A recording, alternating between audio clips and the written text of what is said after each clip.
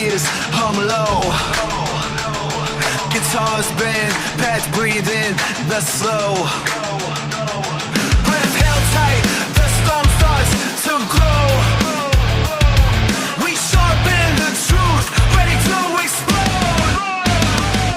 Can't call out rhinos if you're a rhino. Speak with a mic, the beat's not about the tone. Oh, cash dress saints blink while the crowd loses sane. Oh, I spit raw pages, every line a broken homo. Can't be bought, can't be sold. Gave my soul to truth, not gold. We raise the flags while the fake keeps cold.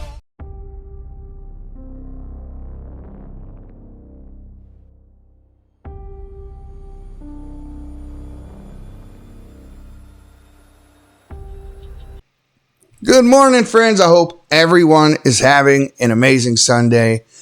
Welcome to the Can't Be Bought podcast. If you have not clicked that like, follow, or subscribe button, go ahead and do that now. If you like what you hear, tell a friend, leave us a comment, let us know what you think.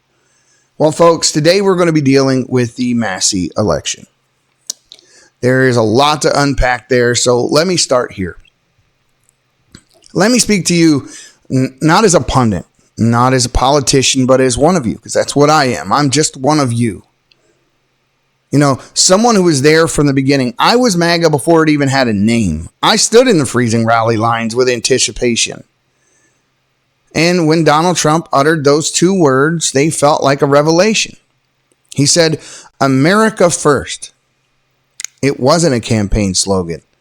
It was a philosophy, a return to something ancient, but very true.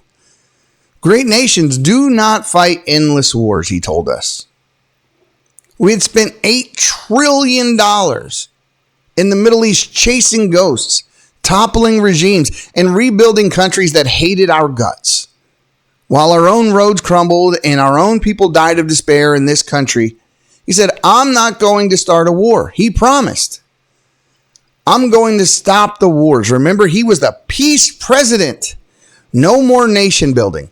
No more blank checks to allies who treat our country like an ATM. No more letting foreign lobbies and endless foreign entanglements dictate our destiny. America first meant something profound. The nation state is the only legitimate vessel for a people's sovereignty. It meant that our government's first, second, and third duty is to the American citizen. The factory worker in Ohio, the farmer in Kentucky, the veteran sleeping under a bridge in California. It meant realism, not ideology. It meant that every dollar spent abroad had to be weighed against the crushing weight of our own debt, our own borders, our own collapsing middle class. It was a rejection of the neoconservative consensus that hollowed out both parties for decades. The endless crusade for democracy abroad while our republic was rotting. It was paleoconservative at its core. So put your own house in order before you go lecturing the world. Secure your own border before you police someone else's. Prioritize your own people's prosperity before you subsidize anyone else's security. That was the promise. That was the movement that I joined with everything that I had. And now I look around and I just feel something that I never expected to feel at this point. Confusion, deep, disorienting confusion, but it's because the man that we elected, right? Some of us voted for him 3 times to restore that America First vision, is doing things that make no sense under that philosophy. We're entangled again in the Middle East, right? We've seen joint operation strikes and the whole machinery of conflict is humming again. And this time it's centered on Iran, with Israel at the absolute center of every calculation, billions more in security assistance flowing, arms deals bypassing the normal scrutiny, and Gaza's got plans that somehow keep expanding into phase 2 while our own $36 trillion debt clock spins like a roulette wheel on fire. And all the while, the rhetoric, the priorities, the political muscle, it all feels like Israel's security has somehow become the unassailable litmus test for the loyalty to MAGA Republicans. It's not America's borders, not our veterans, not the working families that are getting crushed by inflation and interest and a debt that just keeps piling up. Why? For foreign commitments? And that's the question that keeps me up at night, and you as well, I'm sure. Trump once said that great nations do not fight endless wars. He mocked the forever war crowd, the ones who bled us dry for their ideological fantasies. He warned us about the cost, not just in blood, but the cost in attention diverted from our own crumbling republic. So what changed? How did the movement that was supposed to end the era of America as the unpaid policeman of the world suddenly treat any skepticism about this unconditional foreign aid and any questioning about the lobbying and influence as treason? Just listen to what Donald Trump said himself some time ago. Everyone is listening to you now. You came by the tens of millions to become part of a historic movement, the likes of which the world has never seen before. At the center of this movement is a crucial conviction that a nation exists to serve its citizens. Americans want great schools for their children, safe neighborhoods for their families, and good jobs for themselves. These are just and reasonable demands of righteous people and a righteous public. But for too many of our citizens, a different reality exists. Mothers and children trapped in poverty in our inner cities. Rusted out factories scattered like tombstones across the landscape of our nation. An education system flush with cash, but which leaves our young and beautiful students deprived of all knowledge. And the crime, and the gangs, and the drugs that have stolen too many lives and robbed our country of so much unrealized potential. This American carnage stops right here and stops right now.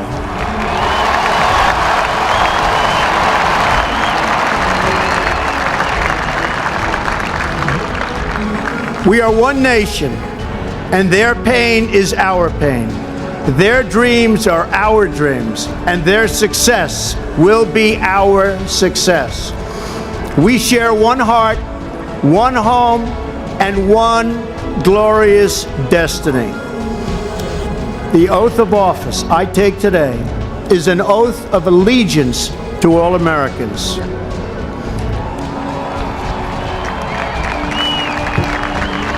For many decades, we've enriched foreign industry at the expense of American industry, subsidized the armies of other countries, while allowing for the very sad depletion of our military. We've defended other nations' borders while refusing to defend our own.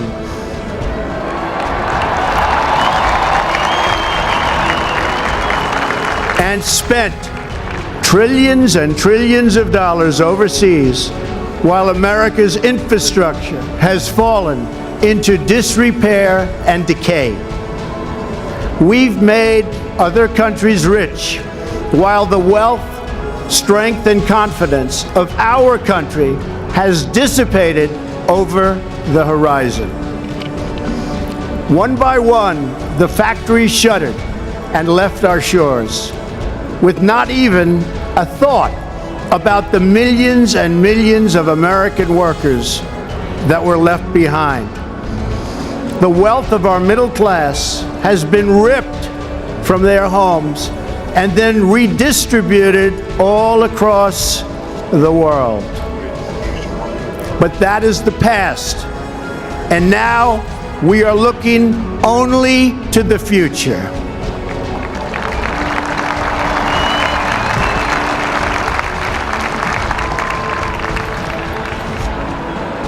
We assembled here today are issuing a new decree to be heard in every city, in every foreign capital, and in every hall of power.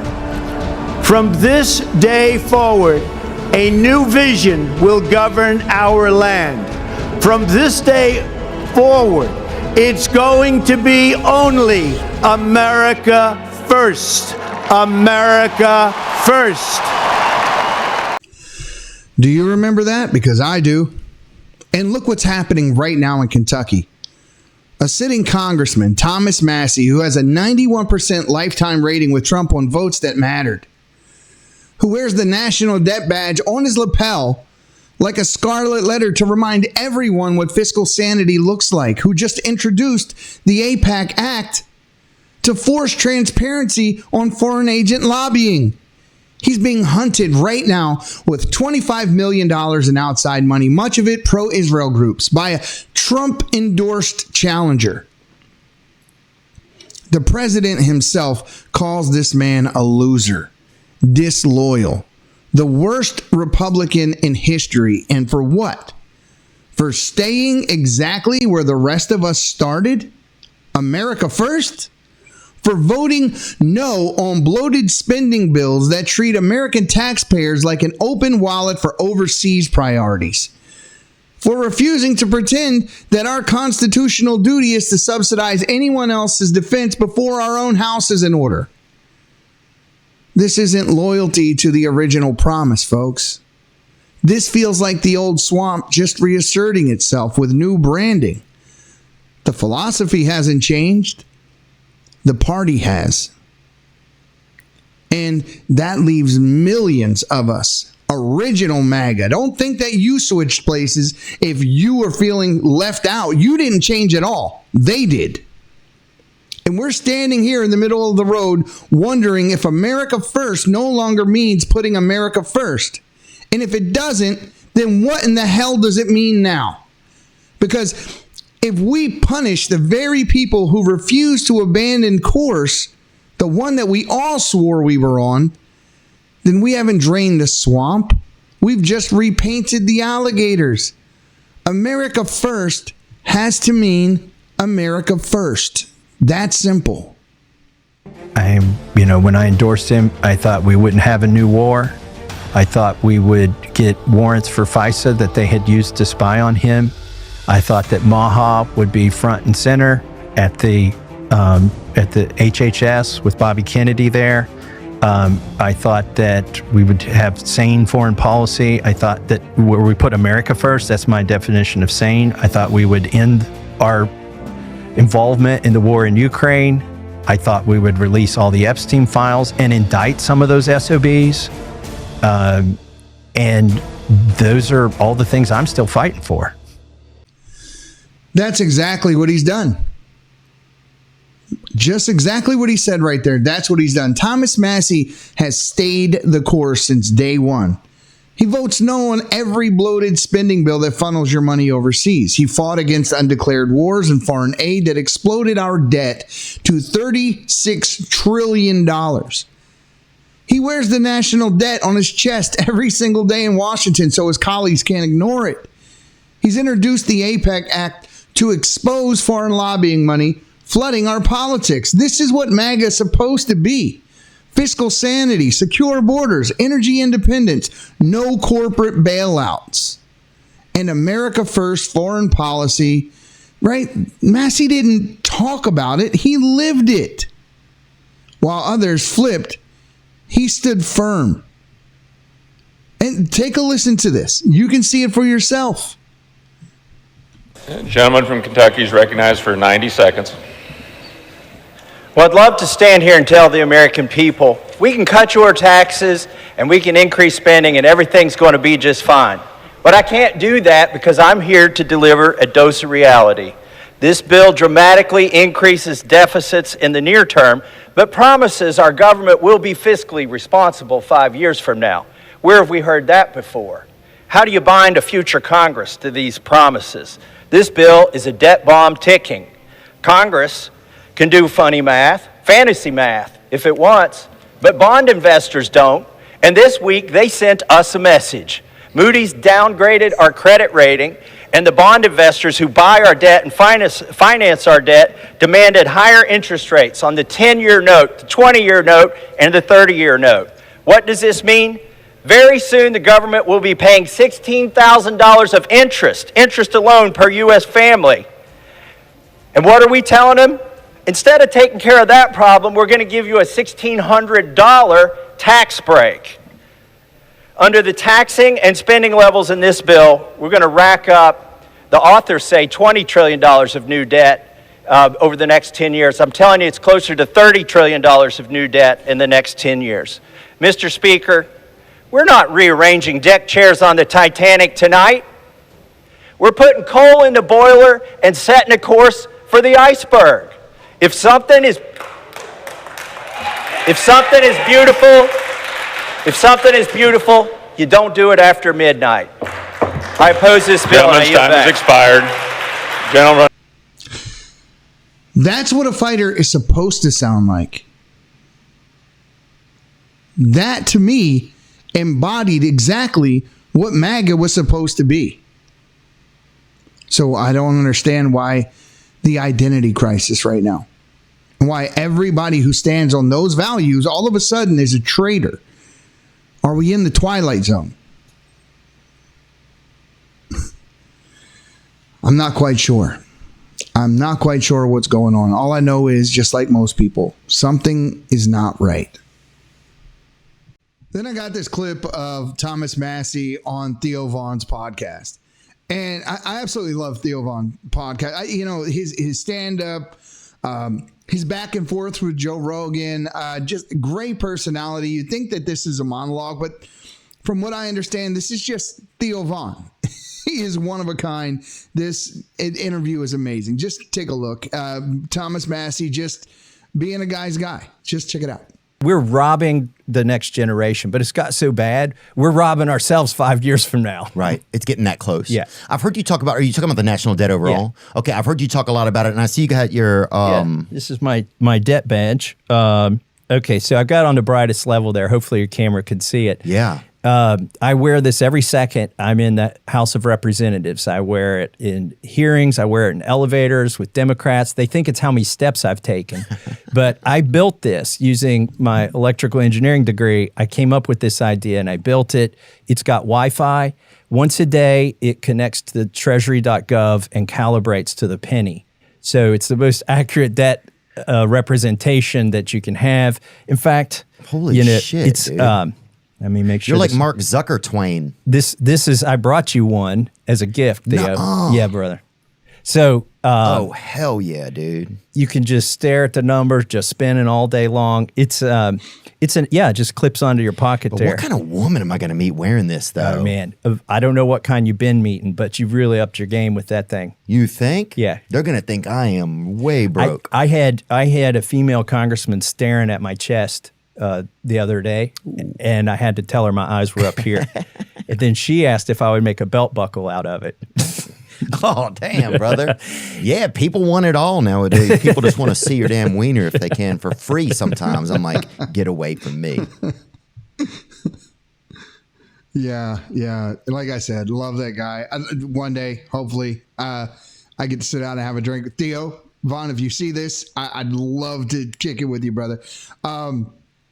Yeah, that's, Thomas Massie, if Kentucky does not reelect this man and this millions of dollars being poured into this election by foreign governments, foreign interference, you might want to call it, because that's what they called it when they tried to say Russia was doing it for Trump. But, they not registered under FARA. Thomas Massie's trying to change that, but no election interference here at all. Look the other way. Just amazing to me, guys. Just absolutely mind-blowing. And this is MAGA, I I don't say this is MAGA because it's not. We are MAGA. We are the original MAGA. We haven't moved. Like I said, they have. We haven't changed. They have. So don't feel like you're out of place. They are the ones that have the identity crisis. And spent trillions and trillions of dollars overseas while America's infrastructure has fallen into disrepair and decay.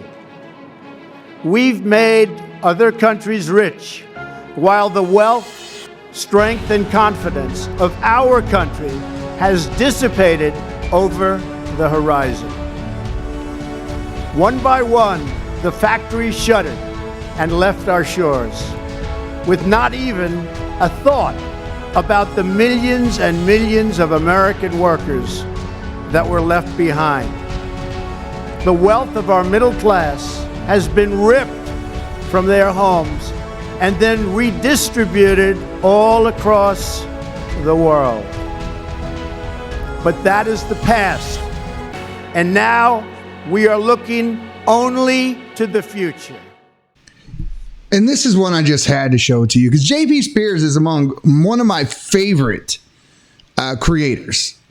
His satire and the way that he goes at subjects, and there is a lesson in what he's saying. If you listen to what he's saying, this guy is a critical thought, right? He actually thinks for himself. And the way that he breaks this down while making fun of it is absolutely masterful. Take a look at this clip with J.P. Spears as he sits with Thomas Massie. Just a wonderful piece. Take a look. You're bad for America. Right. It's not funny. President Trump says you are a pathetic loser. You're a moron, you're a rhino, and you're a backstabbing grandstander. It's to silence me. It's so that I shut up. You know why he wants to silence you? For merely telling the truth. No, you don't tell the truth. President Trump does. It's because you're a traitor. You've been a traitor this whole time, haven't you? Never. Gotten another line. To prove it, I've obtained a copy of your Liberty score, and it shows you have it 0 points in being loyal to America. JP, that's the Israel lobby funding, not the Liberty scores. Is that right? Correct. Okay. 0 funding from Israel. I didn't know you hated America that much. Correct. I mean, your opponent seems to stand for America and America's interests only. A foreign lobby has fully funded to the extent that they've never done in any Republican race ever before. My opponent. But he's got a Liberty score of almost 12 million. 95% of it, at least 95%, has come from the Israeli lobby. Looks like Israel hates you. You ever wonder why? It turns out that I've never voted for foreign aid, but it turns out there's one lobby that's very upset about that, and that's the Israeli lobby. Israel wants to take you out in this U.S. election because you're an anti-Semite. I have a lot of Jewish friends. Keeping your friends close, but your enemies closer? And that's the problem that I'm causing this foreign lobby, is I'm causing people to ask questions for the first time. That's exactly why you like J.P. Spears. And you see how he took his comedy and there's a lesson in there, and he's 100% right. 1,000% right, in fact. But now we're going to move on. We're going to talk a bit about Thomas Massie's opponent, how much of a tool he is. And we're going to show you his town halls and how he deals with the people who ask him serious questions. Take a look at this. What President Trump did, what did Galvin do, I'm going to talk right to you. I ain't scared of nothing. You think I lack for courage? In fact, they had to hog tie me from taking that bull on. So there ain't no money in it. The New York Times is going to show up, and all they're going to print is, if you like your doctor, you can keep him. Whatever they say, they're going to call it the gospel, and you ain't going to hear another word about it. So as you might guess, I'm not shy about courage about nothing, in terms of that. But you haven't debated him. I'm debating him right now. No, you're not. You're not debating him. I'm not. You're giving a bunch of platitudes. You're not explaining anything. You've not gone toe-to-toe with the congressman. You're not explaining your differences. You're not doing anything. You're not explaining any differences. I just laid it all out, young man. It made no no sense. It made no sense. I didn't want to see your Letterman jacket. Yeah. Why don't we Yeah, like a civil conversation is the congressman and him debating, not him pulling up signs and a Letterman's jacket. You asked a question, he answered it. That's not an answer. So this is what it looks like. Ed Gowring wants you to think that he's just a Navy SEAL farmer riding Trump's wave, but the records show a guy who bailed on the Republican Party right after Trump won the nomination in 2016. He went independent in disgust. I'm Thomas Massie, and I approve this message. Woke Eddie Gowring and liberal out-of-state special interest groups have run millions in ads trying to tell you how pro-Trump he is. But what they haven't told you is woke Eddie Gowring abandoned President Trump's Republican Party, a complete dereliction of his MAGA duty. Woke Eddie left the Republican Party right after President Trump won the Republican nomination in May of 2016. Just check his voter registration. That's right, Trump becomes the party leader, the MAGA movement is taking off. Disgusted by what he sees, woke Eddie Gowring turns his back on Trump and walks away. But it gets even worse. After Eddie Gowring left Donald Trump's GOP for over 4 years, guess when he finally changed his registration back to the Republican Party? That's right, only after President Trump was no longer in office and Joe Biden had become president in 2021. Woke Eddie Gowring. Not just a Trump hater, a Trump traitor. And he only crawled back later. He's pushing positions that smell more like establishment liberal light than a solid conservative candidate. He's actually dodging the gun groups, the questionnaires, pro-life groups, and anything that might make him take a position and pin him down. And the scandals, don't even get me started. This guy actually used AI for his posts. He's models, AI models in Ukraine, pretending to be Kentucky families and ads, trying to shut down recordings at his own events. And this is leadership? No, this guy is a puppet. That's all he is. Take a look at this next recording. Thank you. You're not going to answer our questions? You're really not going to answer any more questions? You can go that way. I'm asking. He's still there.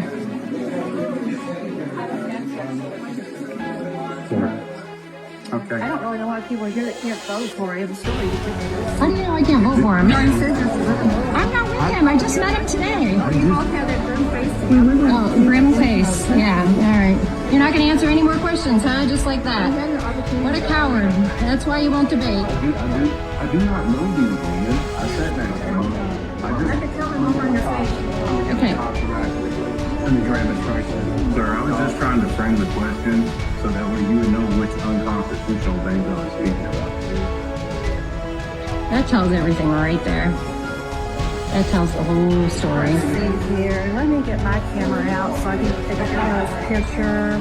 Okay. I'll give you my name so too. You can, I can just put your little faces up everywhere that you could find. I have a grim face. I'm here to disrupt people. Did you grab my disruptor. phone? Yeah, I am a disruptor. That's right. Did you just grab my phone? This woman is grabbing. So in that clip, you seen it. Voters cornered him and asked point blank, "Why won't you debate Massie?" Ed completely fumbled. He grabbed some random painting. Did you see that earlier? Held that up and claimed that he's debating Massie right now, even though Massie wasn't even in the room. This is his team that rushed in to form some type of a human shield around him and started grabbing people's phones to stop the recording. Things got ugly. That physical altercation broke out right at his own event. He ducked multiple debates and forums, even KET. Why? Because he knows he cannot go toe-to-toe with the man who's actually done the homework. He's embarrassed, exposed. He's a lightweight who spouts platitudes but runs from scrutiny. That's not a candidate for Congress. He's a coward in a suit. He's not a candidate at all, period. People, he's a placeholder for lobbyists. Now contrast that with a real candidate, right? Massie has told the truth for years. And when AIPAC came knocking, during his first run, They wanted him to write some type of a white paper on Israel, and he wouldn't do their homework. He said he doesn't need scripted loyalty tests, and every other Republican, well, maybe they do, because most of them take that money. They've got their AIPAC babysitter. He even says so right here. I'll play that clip actually in a second, but he says someone with their cell number whispering in their ear, making sure votes line up just right for Israel over America first every single time, but not Massie. He stands alone because he's not for sale. It's like us. He cannot be bought. That's exactly why we chose this name for this podcast, because we can't be bought. We stand on principle. There's no cult-like mentality going on over here. We are free thinkers, critical thinkers. We're going to look at each issue, and we're going to make a decision. We're not going to follow politicians like they're deities. But I love the fact that this man stands on principle. I haven't seen someone like him since Ron Paul years ago. And I absolutely love what he's doing. And Kentucky has to make the right decision here, because it's not just Kentucky that it affects. It affects the entire country. But take a look at this. Everybody but me has an AIPAC person. What's that mean, an AIPAC person? It's like your babysitter, your AIPAC babysitter. So here we stand, friends. I mean, we're at a crossroads, guys. A crossroads that none of us who boarded this train in 2016 ever imagined that we'd reach. We watched a movement born in righteous rebellion against the forever wars, the donor class, and the indifference of our own elites. A movement that swore an oath to put the forgotten America first. Slowly and almost imperceptibly at first, begin to mirror the very machine it was built to dismantle. We are not confused, folks, because we lack loyalty? That's not true. We're confused because loyalty to a man has begun to eclipse loyalty to principle. And principles, unlike men, do not change with the political winds or the pressure of super PAC checks. Thomas Massie didn't change. He still wears that badge like a badge of honor. He still votes no when the bill is a betrayal of the working families back home. He still believes that America first means exactly what it said on that banner in those early rallies. Secure our borders before we subsidize anyone else's. Balance our books before we write a blank check for anyone else abroad or any foreign country, and guard our sovereignty before we outsource it to foreign lobbies. The question isn't whether Donald Trump is still the fighter that we cheered. The question is whether the movement that we built still recognizes itself when it looks in the mirror. Because if being MAGA now requires cheering $36 trillion in debt so that we can play global policeman again, if it demands hunting the last honest man in Congress for a crime of consistency, if skepticism about another Middle East entanglement is treated as heresy, while unconditional allegiance to a foreign capital is treated like the litmus test, then we're not draining the swamp, we're swimming deeper in it. Just with red hats instead of blue ones. Kentucky, this Tuesday, May 19th, you hold something so rare in this fallen world, a genuine choice, not between parties, not between anything else but memory and amnesia. Between America First that was promised and the version that has been quietly rewritten. Reward the man who refused to bend. Thomas Massie, not because he's perfect, but because in a time of ritualistic loyalty oaths, he chose principle over position. He chose the republic over the revenge tour.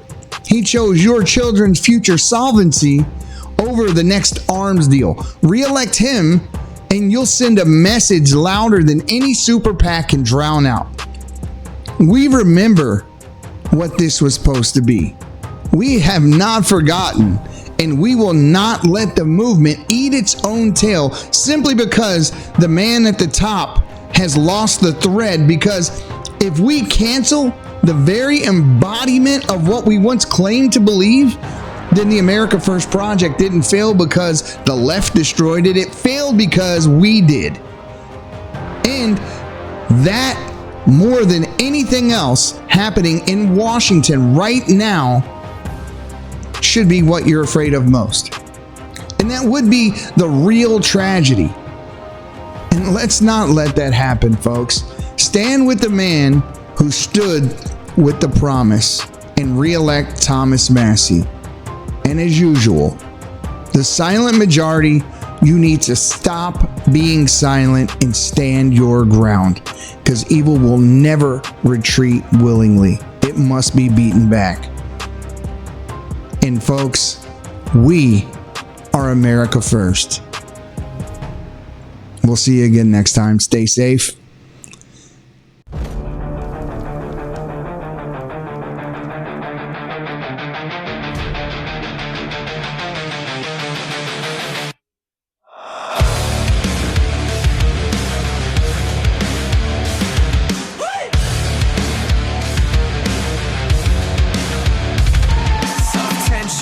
Midnight gears hum low.